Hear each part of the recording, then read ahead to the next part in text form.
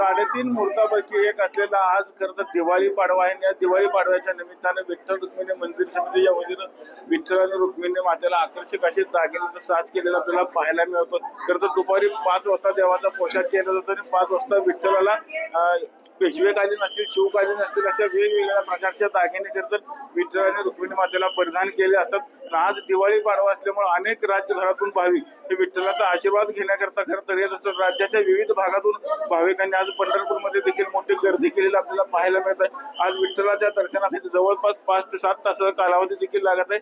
मंदिरापासून दर्शनाची रांग आपण जर बघितलं तर 8 किलोमीटर लांब गेलेलं आपल्याला पाहायला मिळत आहे. असेच काही भाविक आता आपल्या बरोबर. कुठून आलाय माऊली? आम्ही केसिंगपूर मधून आलो, नांदरी गावातून. आम्हाला दर्शनासाठी 2 ते 2.5 तास लागले. आज पाडव्यानिमित्त दर्शन घेतल्यानं आम्हाला मनस्वी आनंद झालेला आहे. एक फार म्हणजे मनातून चांगल्या प्रकारचा अनुभव आलेला आहे. विठ्ठलाचं दर्शन घेऊन आज आमचं हे वर्ष पावन होऊ दे अशी आमची अपेक्षा आहे. आपण बघितलं असेल की वर्षाची जी सुरुवात आहे खरं पाडव्या निमित्तानं हे पाडव्याच्या सुरुवातीला विष्णूचं दर्शन म्हणजे हे वर्ष आम्हाला एकदम म्हणजे घेणं हे म्हणजे आमच्या कुटुंबाला लाभदायक आहे. त्यामुळे आम्ही प्रत्येक वर्षी येतो, पाडवा चुकवत नाही.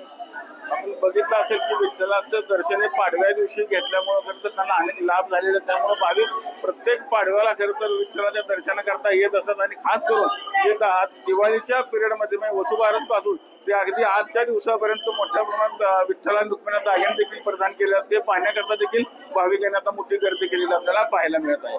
विठ्ठल मंदिरातून कॅमेरामॅन जगदीश रवी लवेकर, TV9 मराठी.